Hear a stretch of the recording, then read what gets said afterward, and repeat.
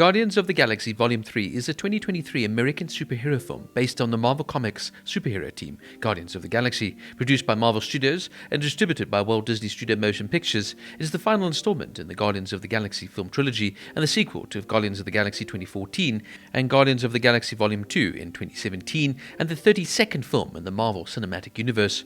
It was written and directed by James Gunn. In the film, the Guardians embark on a mission to protect Rocket from the High Evolutionary.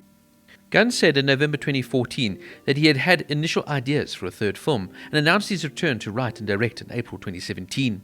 Disney fired him from the film in July 2018 following the resurfacing of controversial posts on Twitter, but the studio reversed course by that October and reinstated him. Gunn's return was publicly revealed in March 2019, with production resuming after Gunn completed his work on the film The Suicide Squad, released in 2021, and the first season of its spin-off series The Peacemaker, released in 2022.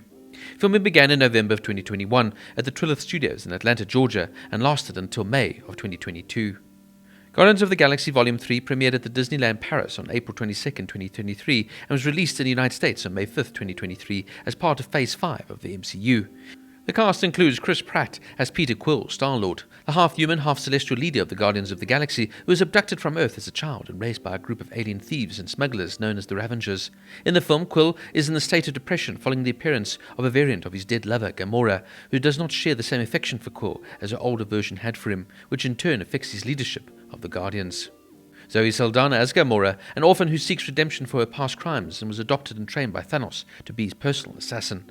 The original version of Gamora, a member of the Guardians, was killed by Thanos in Avengers Infinity War in 2018, and an alternative version of the character travelled to the present in Avengers Endgame in 2019. Saldaña reprises the latter role in the film, now serving as the leader of the Ravengers. Saldaña stated that in Volume 3 would be the final time she would portray Gamora, noting that she originally signed to play her in one film and ended up playing the role for much longer, a role which she was grateful to play due to the impact it especially had on female fans.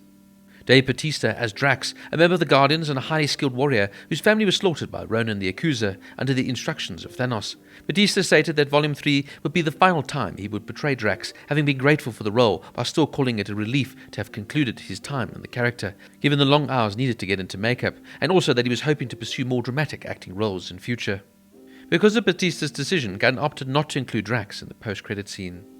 Gillan as Nebula, a member of the Guardians and a former Avenger, and Gamora's adoptive sister, who, similar to her, was trained by her adoptive father, Thanos, to be a personal assassin. Gillan believed Nebula was developing into a slightly different person, with more levity, as she starts to heal psychologically following the death of Thanos, who was the source of her abuse and torment. Volume 3 fulfills a character arc for the character writer and director James Gunn envisioned when starting work on Guardians of the Galaxy. Going from a minor villain to a member of the Guardians, he said. Although the film teases a possible romance between Star-Lord and Nebula, Gunn denies having ever considered the two becoming a couple, though Gillan does believe she harbours a small crush on Quill. Pom Klementieff as Mantis, a member of the Guardians with empathetic powers and Quill's half-sister. Vin Diesel as Groot, a member of the Guardians who is a tree-like humanoid and the accomplice of Rocket. Bradley Cooper as Rocket, a member of the Guardians and a former Avenger who's genetically engineered raccoon-based bounty hunter and a master of weapons and military tactics. Gunn said the film tells Rocket's story, including his background, where he's going, along with how he ties into the other Guardians and the end of his iteration of the team. The film completes a character arc that was established in Guardians of the Galaxy and Volume 2 and continued in Infinity War and Endgame. Sean Gunn once again provided on-set motion capture for the character while also voicing young Rocket. Cooper also voiced adolescent Rocket, while Noah Raskin voiced baby Rocket. Will Poulter as Adam Warlock, a powerful artificial being created by the Sovereign to destroy the Guardians. Given Warlock is a newly born from the Sovereign cocoon, he's basically a baby that does not understand life very well. Poulter believed that there was a lot of comedy in somehow just entering the world for the first time and trying to develop his moral compass, while also having some genuine pathos. Gunn thought Warlock's interactions with the Guardians provided an interesting juxtaposition to what their journey has been, and described him as a more traditional superhero compared to the Guardians, although not necessarily a hero at all. Linda Cardellini as Lila, an anthropomorphic otter who is an associate and friend of Rocket. Cardellini provided both the voice and motion capture for Lila, having previously played Laura Barton in the previous MCU media. And Chukwudi Iwuji as the High Evolutionary, a scientist specializing in creating hybrid creatures and Rocket's creator, seeking to forcibly enhance all living beings into a special race. Iwuji described the character as narcissistic, sociopathic, and very charming, adding that there was something very Shakespearean about him. There's something very emotionally dark about him, he said. He's a lot of fun on top of all of that. In preparation for the role, Iwuji listened to characters' taste of classical music in contrast to the American rock and pop music songs played in the film, allowing Iwuji to go back to his favourite arias and operas like Mozart's The Marriage of Figaro and Don Giovanni. Gunn likened him to a Dr. Moreau from The Island of Lost Souls in 1932, a film Gunn is a big fan of, calling him a detestable character. Gunn also said that the High Evolutionary was the cruelest MCU villain to date, and he purposely wanted to avoid having any sympathy for the character, unlike previous villains in the MCU, namely Thanos and Killmonger. Now, the Guardians of the Galaxy has been one of my favourite storylines and characters within the MCU. Going into the first film in 2014, I had little to no knowledge of the Guardians of the Galaxy, but what James Gunn did was create a storyline, along with some fantastic characters that absolutely blew me away. It was fun, it was action-packed, it was larger than life, and it had some fantastic music to boot. And the film never took itself too seriously. What makes Guardians work so well is the rapport between all the main actors. They genuinely seem to get on very well. And it really sort of shines through on screen as their chemistry just lights up the movie. Now, as often the case in trilogies, the third film can be sometimes the most weakest within the trilogy. But I'm happy to say Guardians of the Galaxy Volume 3 goes out with a bang, and is a fitting conclusion to this wonderful trilogy. It's one of those films that leaves you wanting more from these characters, and that's always a good sign. It's fun, it's over the top, it's colourful, it's brash. There are plenty of laughs, some great tunes.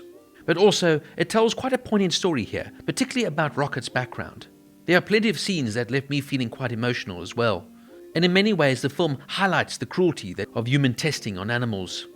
And I think Gunn, in his own way, was sort of making a statement. Rocket's backstory is truly a touching one.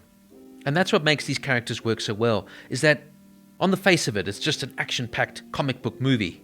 But the characters are actually quite deep, layered and nuanced. And each one of them has a quite sad sort of backstory, and they've all come together now to form this new family, as it were, where they can rely on each other and get through the hard times. One reason for me the MCU has lost its way per se in the last few films is because of the over-reliance on the overcomplicated multi-universe storylines. But Guardians doesn't tend to focus on this. It rather tells a simple story of good versus evil, and how working together will help you rise above it. The cast are all on point here and play their roles so well.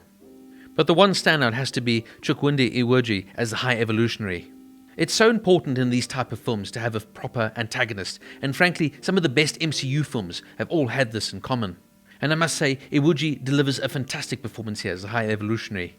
He is absolutely villainous in every single way, and you completely and utterly hate the man throughout the film and can't wait for him to get his just deserve.